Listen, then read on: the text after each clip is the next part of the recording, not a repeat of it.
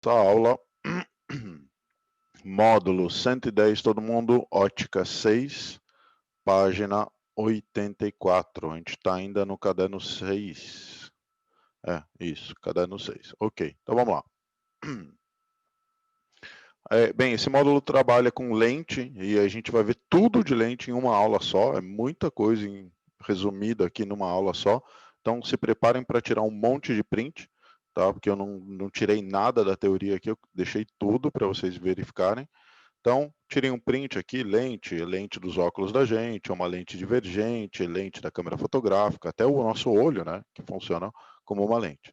Bem, como que a gente cria uma lente? A gente pega uma esfera e a gente corta um pedaço dessa esfera, e daí viram dois hemisférios. Notem que eu tenho duas partes. Eu posso ter uma lente só com uma parte ou ter uma união com duas partes, até com curvaturas diferentes, para criar essa lente. É claro, isso aqui é transparente, tá, gente? É que eu não tinha nenhum material 3D transparente ali para mostrar para vocês. Então, print e vamos lá. Nomenclaturas e tipos de lentes. A gente tem três nomes e a parte principal é que eles têm bordos finos, então a biconvexa, plano convexa e a côncavo convexa. E a gente tem bicôncava, plano côncava, convexo côncava, que a gente chama de bordos espessos. Print. E, pessoal, aqui bordos finos, porque os bordos são finos, e os bordos espessos são porque, enfim, são espessos, tá? Precisa saber o nome delas? Teoricamente não, mas precisa lembrar quem é bordo fino e quem é bordo espesso, porque dependendo do tipo de bordo, dependendo de onde ela está, ela tem um comportamento óptico diferente. Então, print e vamos lá. O comportamento óptico dela vai depender do meio onde ela está. Exemplo, o N2 é o índice de refração da lente e o N1 é do meio onde ela se encontra. Se o N2 for maior do que o N1 e os bordos forem finos, ela é convergente, e se os bordos forem espessos, é divergente. Já se o índice de refração dela for menor do que o do meio que ela está, ela vira, a bordos finos vira di, e a bordos espessos vira convergente.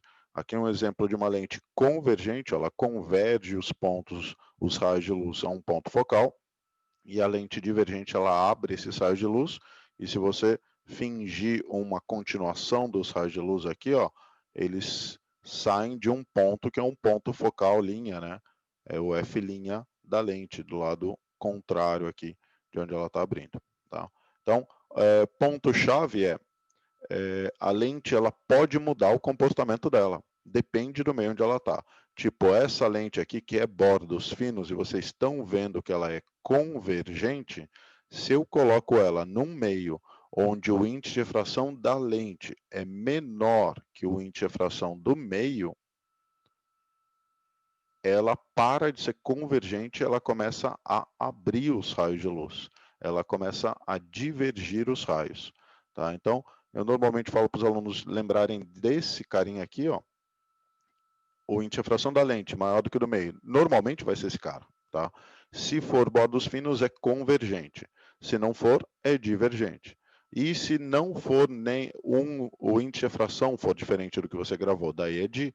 E se o índice de refração e os bordos forem opostos, ela volta a ser com. Então, sabendo só esse primeiro elemento aqui que eu marquei em vermelho, você consegue lembrar de todos os outros.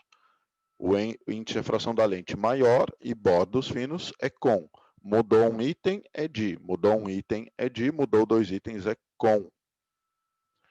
E se, num exemplo, fossem iguais, se o índice de refração da lente for igual ao índice de refração do meio, a luz ela não vai desviar. Ela não vai sofrer desvio nenhum. Tá? Absolutamente nenhum desvio. Pergunta, cai muito essas pegadinhas de N2 menor do que N1? Não muito. 90% mais até das vezes é o N2 maior do que o N1. Por isso que esse é o item que eu falo para seria melhor gravar. Tá? Se o índice de refração da lente, ó, se isso aqui fosse um índice de refração de um líquido e ele fosse igual ao índice de refração dessa lente aqui, esse raio de luz ia passar em linha reta, bonitinho, como se nada tivesse acontecido. Tá? Porque ele só sofre desvio por causa da mudança do índice de refração. Tá? De nada, imagina. Ok, então, continuando. Print e vamos lá. Agora os pontos principais da lente. A lente convergente a gente desenha assim, com seta para fora, divergente com seta para dentro. Eu tenho centro óptico, que é o que a gente antes chamava de vértice do espelho, a gente chama de centro óptico. Eu tenho foco dos dois lados, tá? Agora eu tenho curvatura dos dois lados, então eu tenho foco dos dois lados. E se a lente estivesse imersa, tipo uma lanterna embaixo d'água, mirando para fora, como seria? Não, daí eu tenho o raio de luz que sai da água para o ar, e daí é refração. Daí é refração. Daí a gente não está analisando a lente em si. Tá? A gente está analisando o raio de luz que está saindo de um meio para o outro. Com a lente no meio. Pensa só na lente e na água. Esquece que a luz vai sair ou não.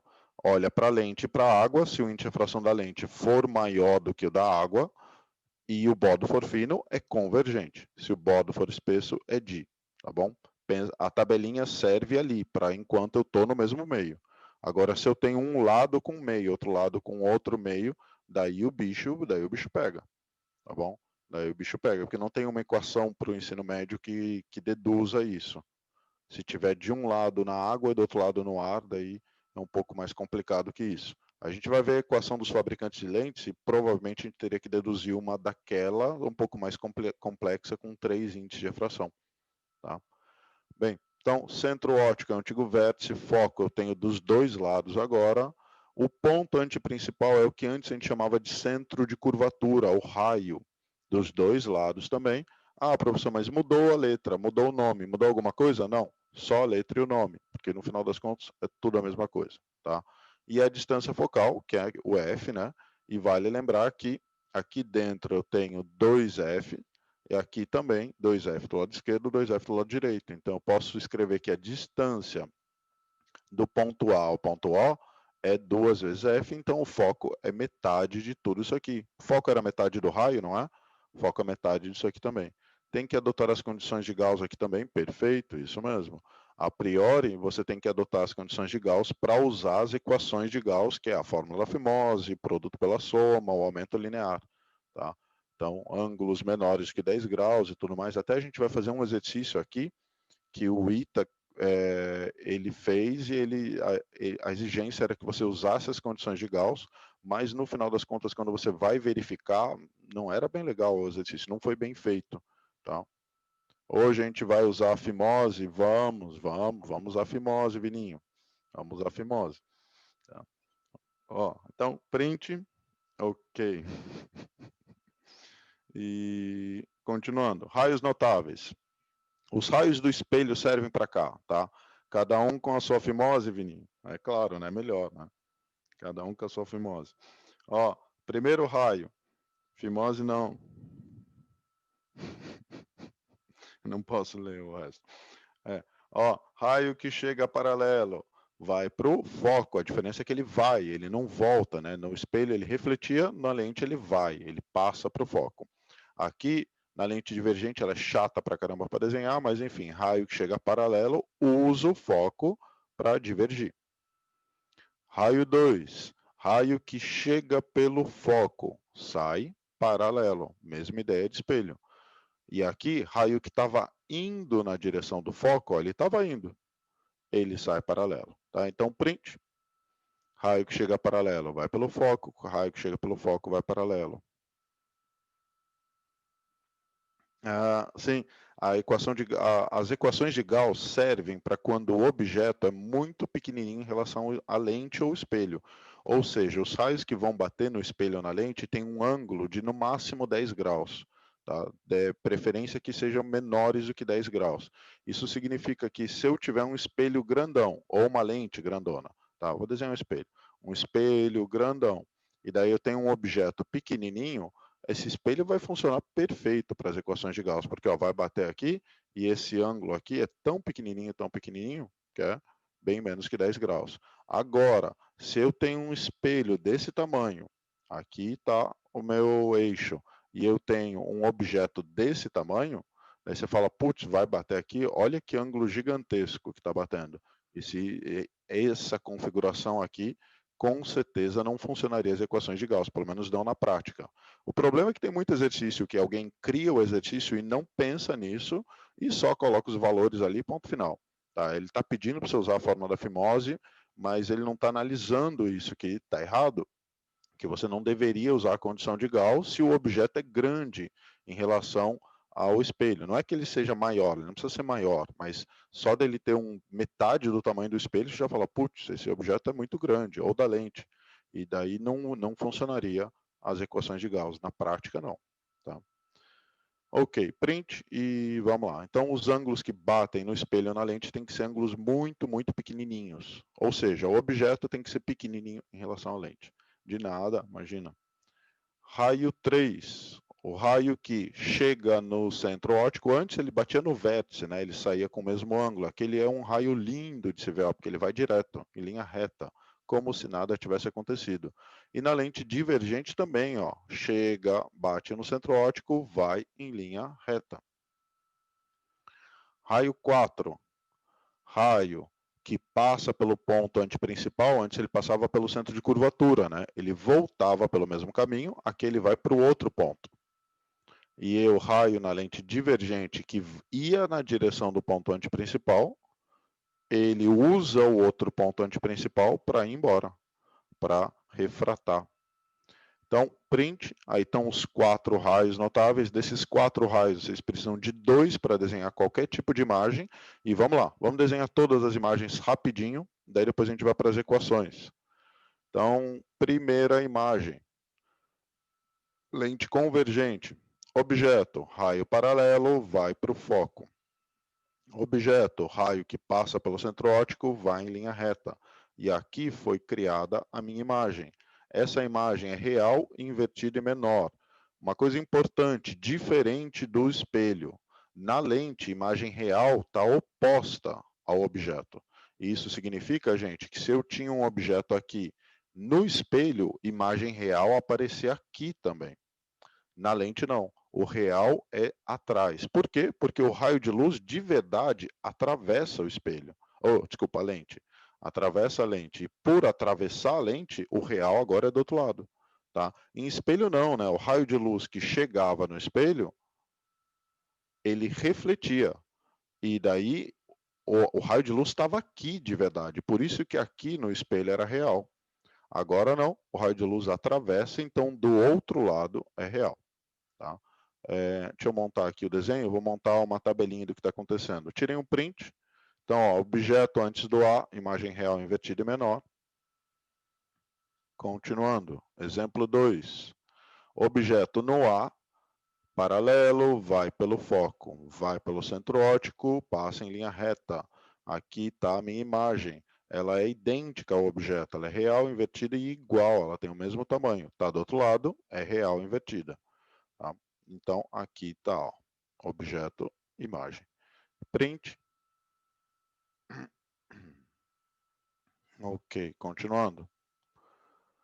Objeto, raio que chega paralelo, vai pelo foco, raio pelo centro óptico, vai em linha reta. Olha onde criou a imagem aqui, ó. Continua do outro lado, continua real, invertida, e nesse caso é maior do que o objeto. Então, deixa eu montar ela aqui do lado direito. Aqui do lado direito está uma tabelinha de tudo que a gente está vendo, todas as imagens em uma figura só. Print e vamos lá. Exemplo número 4. Em cima do foco. Pergunto, gente, em cima do foco, o que acontecia em espelho? E aí? O que acontecia no espelho quando o objeto estava em cima do foco?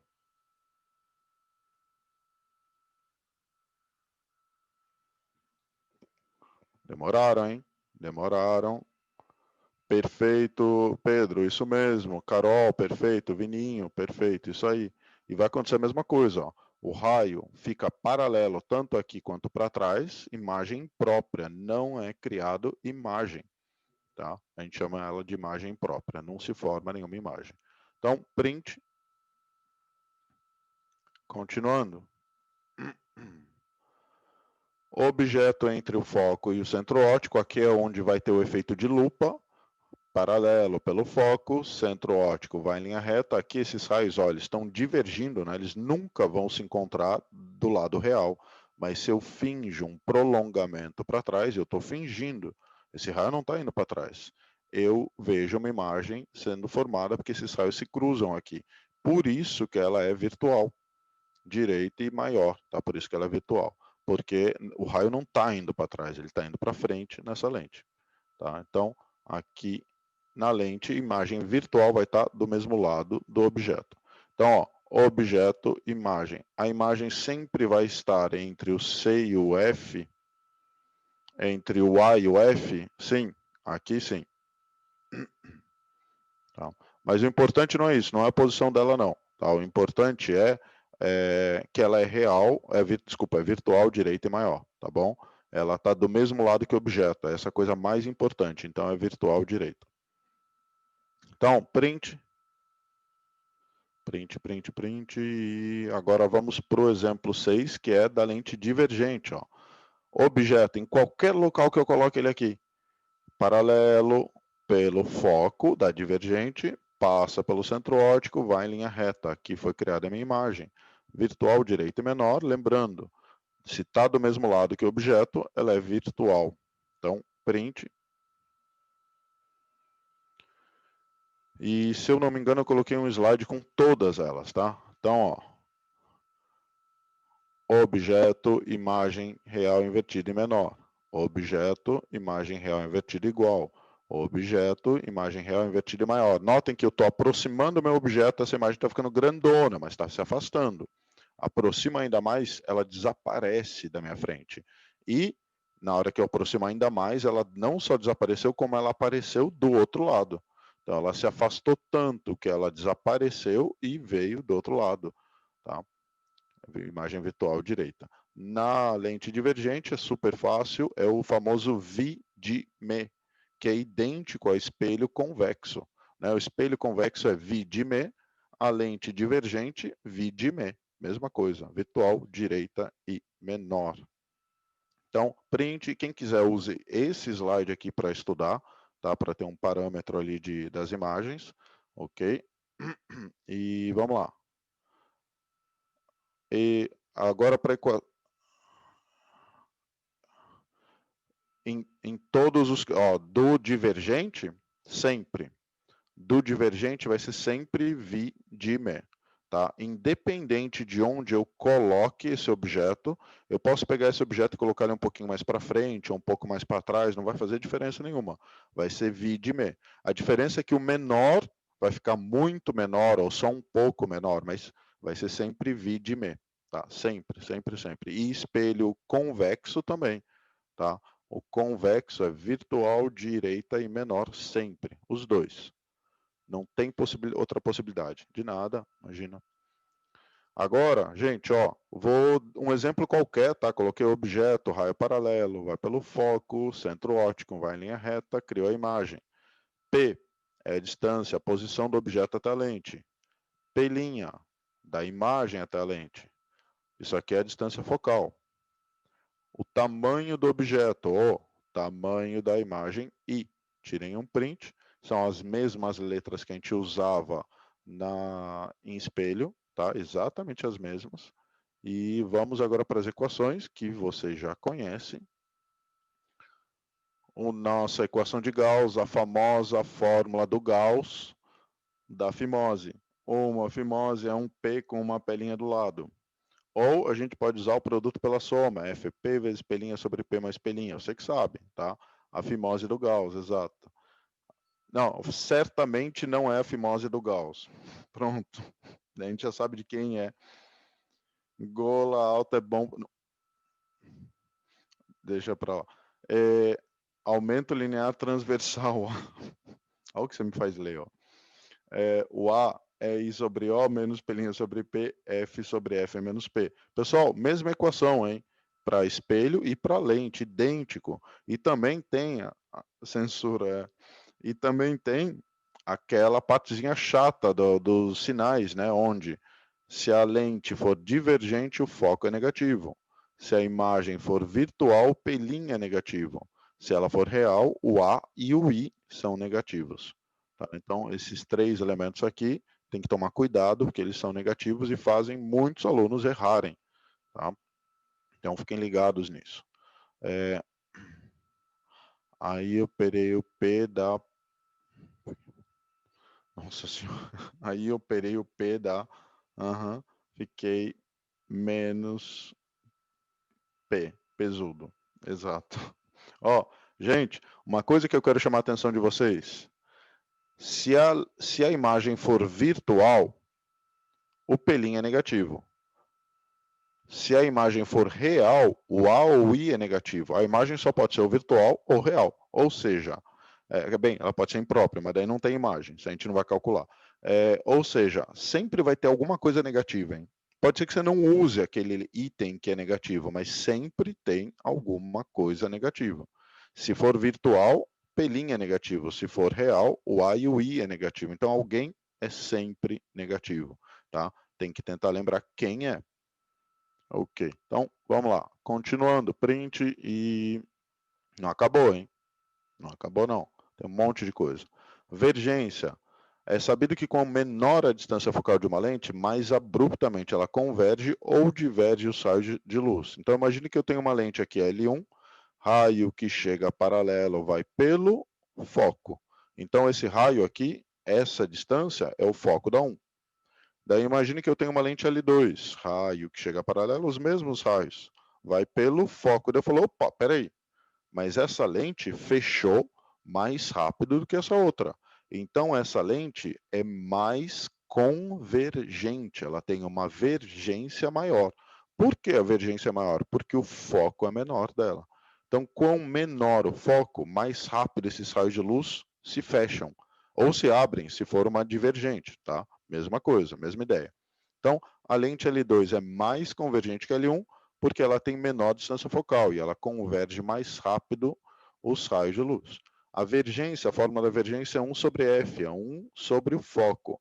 E aqui uma dica, gente, sempre que você estiver trabalhando com a vergência da lente, use esse foco em metro no sistema internacional. Vocês estão muito mal acostumados a equação de Gauss, aumento linear ou produto pela soma ali da fimose, trabalha com centímetro, com milímetro, com qualquer coisa que vocês queiram de distância. Aqui não. Na vergência, você deve trabalhar sempre com metro. Por quê? Porque a unidade da vergência se chama di, e o nome, né, é dioptria.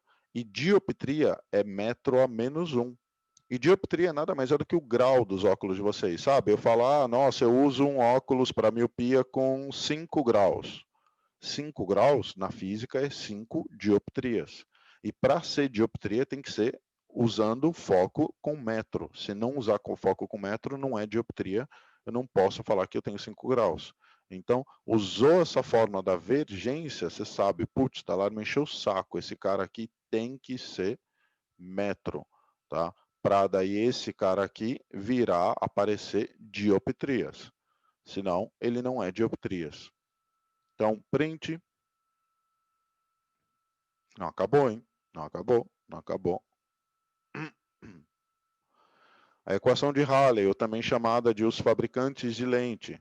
Imagine que eu tenho uma distância focal e eu quero analisar a distância focal dessa lente. Ela depende do material de que é feita a lente, representado pelo N2, do meio externo que envolve a lente, N1, da geometria das lentes representadas pelos dois raios, e o valor da distância focal é dado por, primeiro vamos lembrar, vergência 1 sobre o foco, e daí o V é 1 sobre foco, equação dos fabricantes de lentes, está parecendo skill de... é verdade.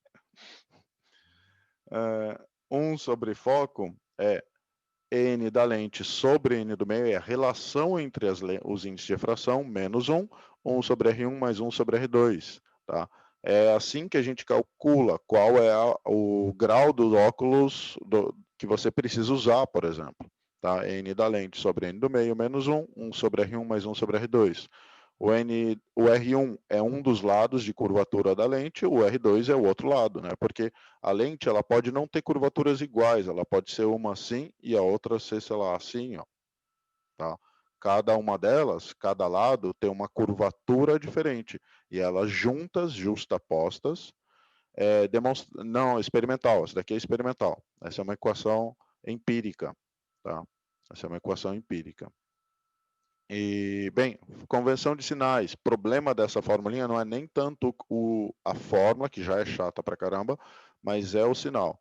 A face convexa, o raio é positivo. Então, se eu tiver algum lado convexo, eu coloco positivo o raio. Se eu tiver uma face côncava, eu coloco negativo. E se a face for plana, 1 sobre R, eu faço tender a zero. Então, eu finjo que um deles é zero, se a face for plana. Tá? Então, eu elimino um dos elementos ali. Deve ficar mais fácil, né? Fica só aqui, ó, 1 sobre R1. Tá? Tanto faz, né? Zerar o R1 ou R2, tanto faz. Então, esse carinha aqui é o chato, né? Ó, face côncava, raio negativo. Eu tenho que colocar o raio negativo ali. E se eu estiver indo atrás da vergência, eu coloco tudo em metro. Tá? Se eu for atrás desse cara aqui, eu trabalho com metro para deixar bonitinho e já aparecer dioptrias ali. Se eu estiver indo atrás do foco, não. Porque daí eu posso colocar centímetro aqui e eu vou achar em centímetro, ou milímetro e tudo mais. Mas se eu estou indo atrás da vergência, é metro na veia, tá? Não tem desculpa, tem que usar metro. Então, tirem um print. Daí você fala, professor, mas como que eu vou saber a face? O exercício vai falar, eu tenho uma face plana, convexa. Ele vai falar, eu tenho uma lente plana, convexa. Então, a parte plana significa que um desses caras eu sumo, desapareço, e a parte convexa, eu vou falar, putz, ele falou qual é o raio? Falou, é 3 metros, então eu coloco aqui 3, pronto. Tá? E daí trabalha, normalmente a conta disso aqui é super fácil. Tirem um print e vamos só, como eu falei já sobre justapostas, vamos pegar a ideia de lentes justapostas. A lente justapostas eu tenho duas lentes e eu coloco elas tão pertinho, mas tão pertinho, mas tão pertinho, que eu posso fingir que ela é uma só. E daí, como que eu faço para achar a vergência dela? Eu somo as duas, a vergência da lente 1 com a da lente 2, ou seja, 1 sobre o foco equivalente é 1 sobre F1, 1 sobre F2. Opa, deixa eu ver. Ele dá sempre R1 e R2, pode ser que ele fale que a face é plana convexa, e daí o plano ele já zerou, né, aquele 1 sobre R, e pode ser que ele dê tudo e peça o outro R. Tá? Daí depende, não necessariamente ele dá os R's, ele pode pedir também. Ou dá um R e pede o outro. Tá?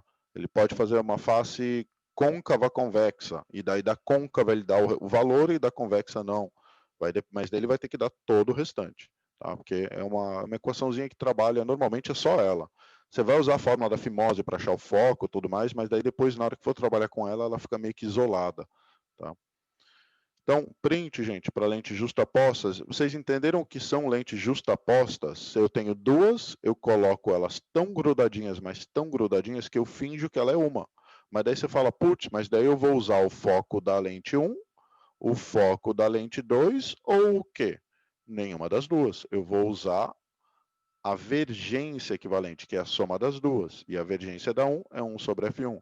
A da 2 é 1 sobre F2, e daí eu consigo descobrir o foco equivalente, que seria, tendo essas duas, seria a mesma coisa que ter um foco com um valor tal, foco equivalente. Porque daí esse foco que eu vou trabalhar na fimose, no aumento linear e tudo mais.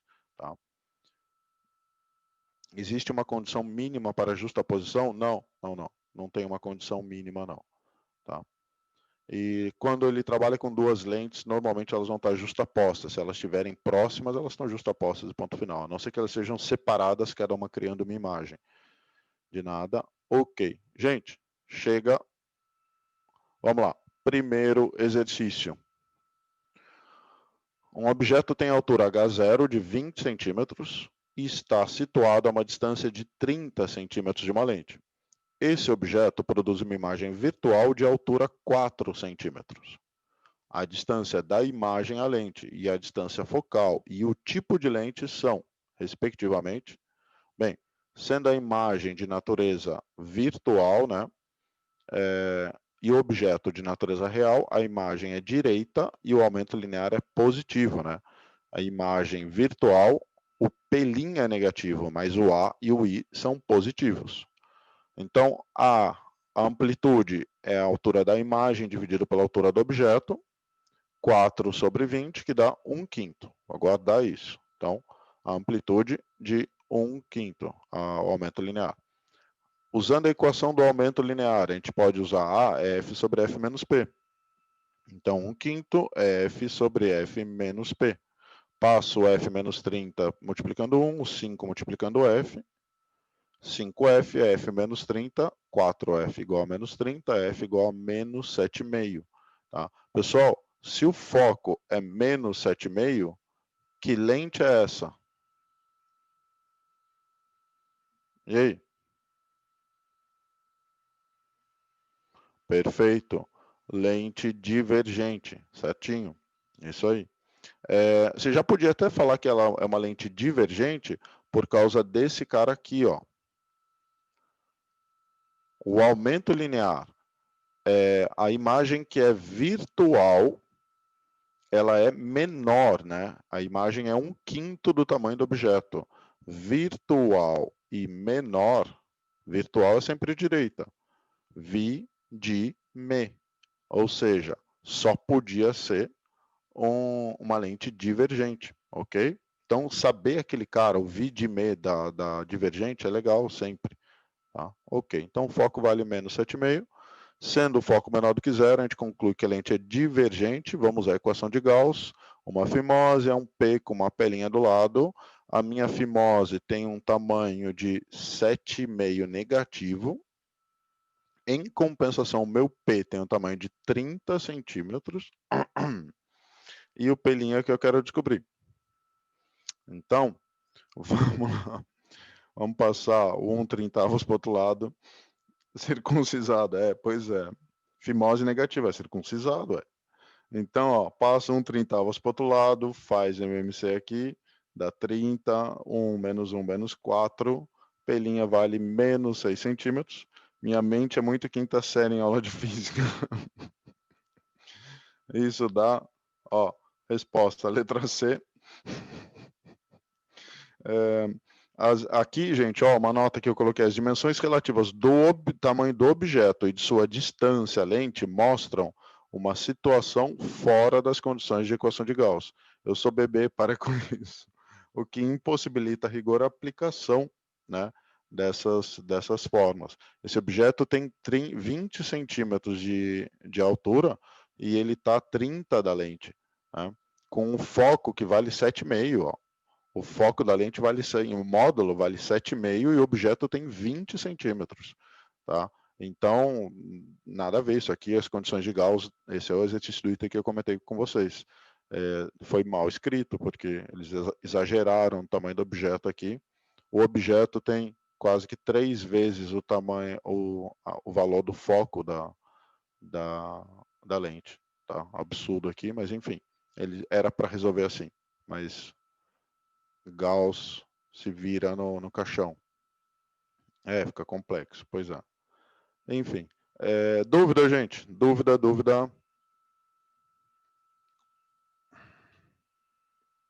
Não? De boa? Tá, perfeito. Então vamos lá. Exercício número 2. Estamos respirando ainda. Não, a aula de hoje é de boa. Tá? Lente é fácil. O problema é quando tem muito ângulo, que vocês dão um nó aí no cérebro de vocês. Ó, a figura 1 mostra um sistema óptico constituído de uma lente divergente com distância focal de menos 20 centímetros, distante 14 centímetros de uma lente convergente, cuja distância focal vale 20 centímetros. Pessoal, olha que exercício legal. Sabe por quê?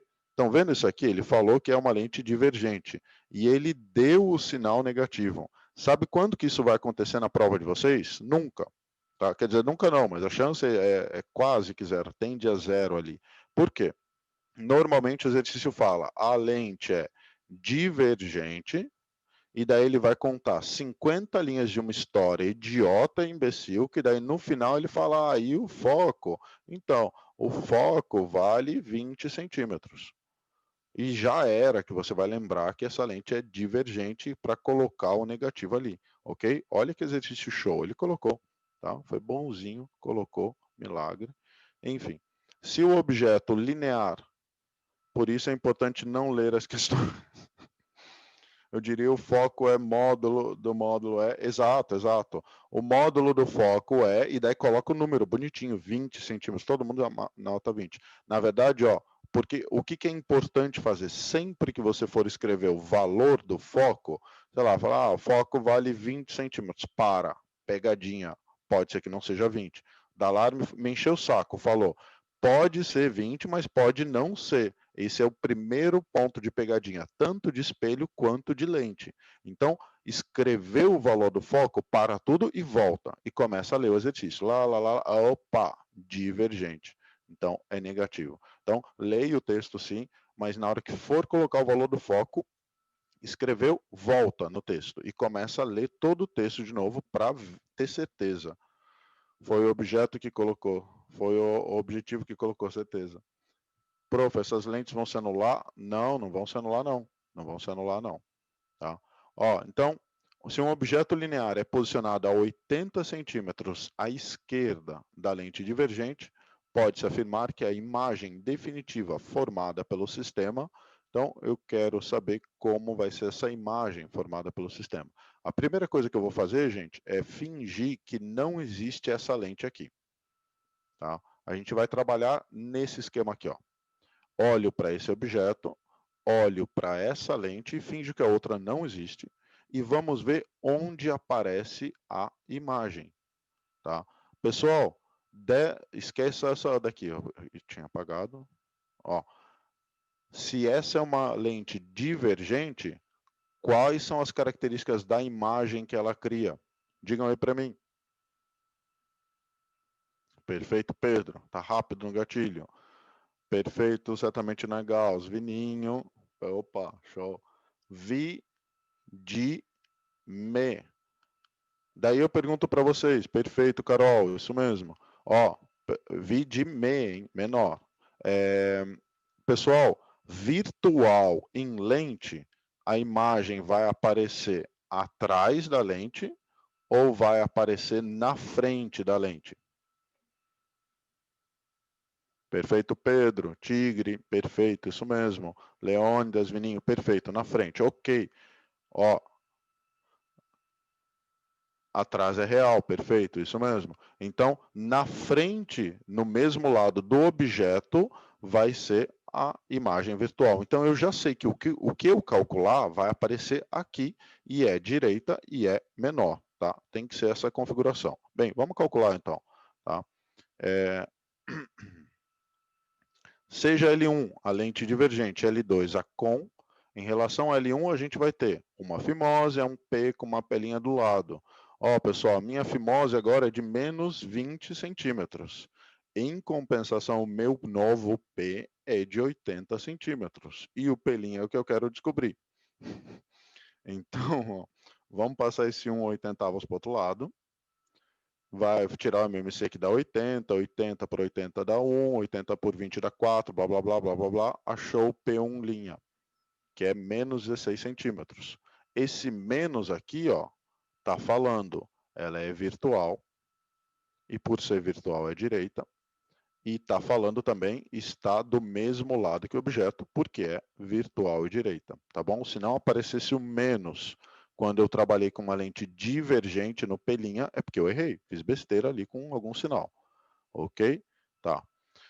Visto que eu tenho P1' e eu tenho P1 e P1', eu posso achar a amplitude, né? O aumento linear transversal, que é menos P1' sobre P1, ou seja, menos 16 sobre 80, que dá 1/5. Positivo, hein? Por que positivo? Porque a imagem virtual, o A e o I, são positivos. É direita, né? Então, direita, o A e o I são positivos.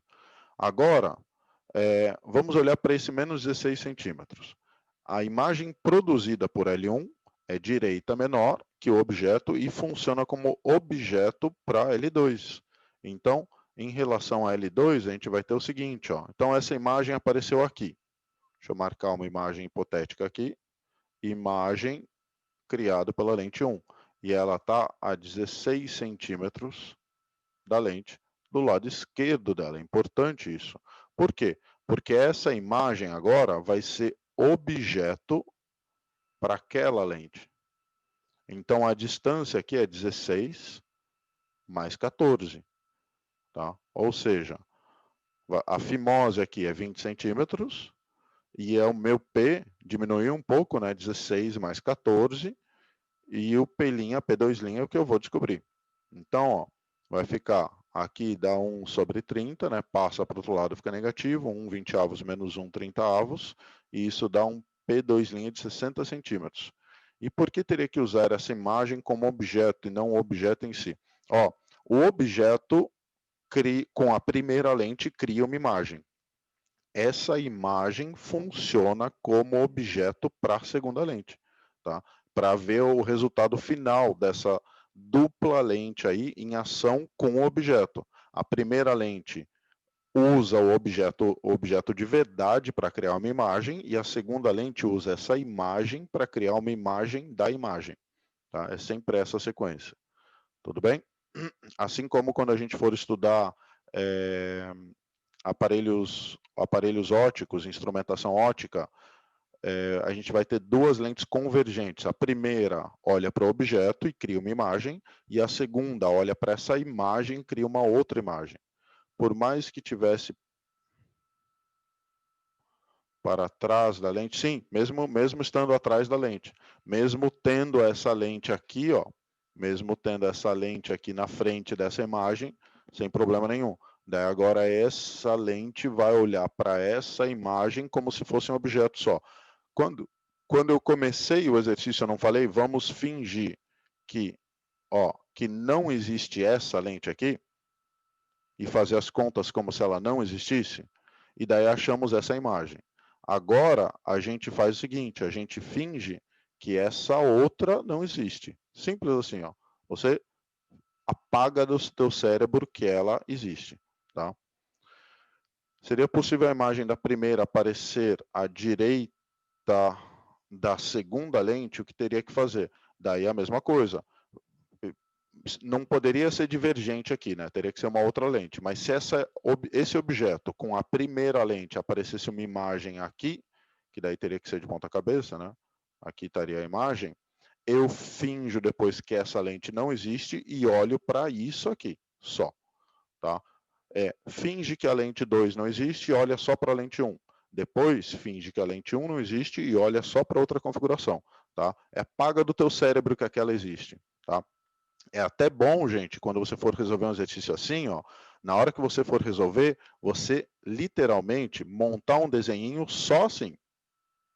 E daí você vai achar a imagem aqui, ok? Daí depois monta um desenho simplesmente apagando um desenho sem essa lente aqui. E daí coloca toda essa distância, né, 30 centímetros, e olha só para esse novo objeto com essa imagem, tá? Apaga do teu cérebro que existe uma lente, depois apaga do teu cérebro que existe a outra, porque senão dá um nó no cérebro mesmo. Professor, e se estivéssemos a ordem das lentes, não muda nada mesmo? Muda? Muda sim, tá? Muda sim. Então, dependendo de onde está a lente, dependendo do foco de cada uma delas, muda tudo. Por isso que o comportamento óptico muda dependendo da posição e tudo mais, se a lente é ocular, a lente é... Não, tipo dessa ordem maluca. Então, peraí, deixa eu ver. Prof, e se invertêssemos a ordem das lentes? Ah, não, não, não, não. Não, não. Você pega a lente que está na frente desse objeto, essa é a lente 1 que você vai trabalhar, ok? Daí depois você apaga ela e a imagem que apareceu da primeira lente, você usa para a lente L2. Você não pode usar o objeto com a L2 para depois trabalhar com a L1. Entendi o que você quer dizer, tá? Tem que ser a lente que está na frente dele. A primeira lente com o objeto. Daí depois a segunda com a imagem, tá bom? Tudo bem? Isso eu captei, mas independente do tipo de lente 1 e lente 2, então, independente do tipo da lente, a lente que está na frente vai trabalhar com o objeto, a segunda lente vai trabalhar com a imagem, tá? Ok, então, gente, eu acho que tem mais coisa aqui, né? De nada, imagina. Ó, então, o P2' é igual a 60 centímetros. E, gente, se eu achei 60 centímetros, significa que eu achei mais 60 centímetros. Ou seja, essa imagem ela é real, né? Eu achei um P2' positivo. Então, ela vai ser real e ela vai estar desse lado aqui, né? Ó, a 60 centímetros dessa lente, que é a lente L2. Então, ela é real, tá? E vai estar lá daquele outro lado. Ok. Daí, a imagem produzida por L2 é real, está situada a 60 centímetros à direita dessa lente, e o aumento linear é menos P2' sobre P2, que é a distância da imagem pelo do objeto, né? Menos 60 sobre 30, ou seja, menos 2. Esse menos significa que ela é o quê? Que ela é invertida, né? O aumento linear negativo é porque ela é invertida. Então, a imagem produzida pela lente L2 é invertida e maior que o objeto que lhe deu origem, hein? E quem que lhe deu origem? Aquela imagem. Essa imagem criada pela lente L1. E daí eu tenho essa configuração, ó. Objeto aqui, primeira lente criou essa imagem. Essa imagem aqui com essa lente cria essa outra imagem, que é o I2. Tá? Então, é uma configuração dupla ali de criação de imagens. E daí a gente tem que o aumento do sistema é a imagem final dividido pelo tamanho do objeto. E aqui eu posso escrever assim, ó, I1 sobre O, I2 sobre I1. Porque eu multipliquei em cima por I1 e dividi por I1, então eu não alterei. E esse cara aqui, gente, é o aumento da lente 1. E esse aqui é o aumento da lente 2. Então, A1 vezes A2. Eu estou provando para vocês aqui que o aumento de um microscópio, de um microscópio, é a amplitude da lente 1 vezes, desculpa, é o aumento linear da lente 1 vezes o aumento da lente 2. Ou seja, 1,5 menos 1,5 vezes menos 2, isso dá menos 0,4. Ela é real e o fator de ampliação é menos 0,4. Então, para saber a ampliação final de duas lentes, eu olho para a lente 1, acho a ampliação dela, olho para a lente 2, acho a ampliação dela, e o que, que eu faço? Eu multiplico as duas ampliações. Simples assim. Sempre vale essa regra. Independente de se tem um divergente, um com, ou os dois convergentes, está valendo sempre essa regra. Tá? Porque a primeira lente cria uma imagem e a imagem vira objeto para a segunda. A teoria sim, não, esse é um exercício show de bola. É um exercício ótimo, tá? Exercício muito bom, que usa muita informação, duas lentes, deixa o negócio complexo, mas é um bom exercício. É um bom exercício. E principalmente esse cara aqui, ó, que eu daí estou provando para vocês, que é se eu tenho duas lentes, a ampliação do meu sistema óptico é a ampliação do 1 vezes a ampliação do 2. Ok? Então, print, gente, eu nem sei quanto tempo a gente tem. Vamos fazer mais o terceiro exercício, vai? Acho que ele é curtinho, não lembro mais. Print e vamos lá. Exercício número 3. Uma vela encontra-se. Essa ampliação vale para mais de duas, vale. Se eu tiver uma terceira e essa terceira usar a imagem da 2 para criar uma terceira imagem, pode continuar multiplicando. Tá? Pode continuar multiplicando. Uma vela encontra-se a uma distância de 30 centímetros de uma lente plano-convexa que projeta uma imagem nítida de sua chama em uma parede, a 1,2 metros de distância da lente. Qual é o raio de curvatura da parte convexa da lente se o índice de refração do material é 1,5? Bem, pessoal, vamos usar a fórmula da fimose. Ele falou que está projetando numa parede 1,2 metros. Então, P' vale 1,2. A distância do objeto até a lente é 30 centímetros, então o meu P tem 30 centímetros, em compensação a P' do lado tem 120 centímetros. MMC disso aqui, o foco dá 24. Bem, pessoal, o foco dá 24, uma lente plano convexo tem esse desenho aqui, ó. Ele está pedindo o raio da face convexa, e ele falou que um dos lados é plano. Então, o raio do lado que é plano tende ao infinito, né? Utilizando a equação de Halley, ou também conhecida como dos fabricantes de lente, a gente escreve 1 sobre foco, é n da lente sobre n do meio, menos 1, vezes 1 sobre R1, mais 1 sobre R2. Mas um desses caras aqui eu posso tender a zero, né? Porque um dos raios é infinito, então esse carinha aqui, ó, por exemplo, eu posso tender ele a zero. Ok, zero. E daí vai ficar 1 sobre foco é 1 sobre 24, N da lente dividido pelo do meio, 1,5 dividido por 1, menos 1, 1 sobre R1. Notem que a equação de Rayleigh substituiu os valores, gente, acabou, tá? Ela é simplesinha para se calcular. São sempre valores fáceis, ó. Aqui vai dar meio. Então, fica meio vezes 1 sobre R1 é igual a 1 sobre 24. A gente passa o meio multiplicando 24, dá 12, R1 igual a 12 centímetros, alternativa certa, letra D. Então, ele exigiu que você usasse a fórmula da fimose primeiro e depois usasse a equação de Rayleigh ou dos fabricantes de lentes. Tirem um print, depois deem uma olhada nesse exercício com mais calma. Prof, quero animação de você usando a skill dos fabricantes de lentes. Não, sabe o que eu fazia com os alunos do ensino médio? Eu fazia eles criarem uma experiência para bolar uma lente plano convexa desse tipo, usando o celular e uma gota d'água. E daí criar uma lente para você conseguir enxergar macro, uma lente macro fantástica, que você consegue ver os detalhes da folha de papel. Tá? Mas enfim, não dá mais para fazer isso, né? E se eu fizer isso na frente do vídeo, ninguém vai nem olhar. Então, pessoal, ó, exercício 4, vocês já fizeram com o polaco. Então, quem não assistiu a aula do polaco, tira o print rapidinho. Print em 5, 4, 3, 2, 1.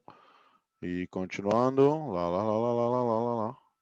Print em 5, 4, 3, 2, 1. Só para quem não assistiu a aula dele. E, ok, vamos pegar outra aula lá. Vamos começar outra aula, tá? 2 minutinhos e acessem rápido lá outra aula, beleza?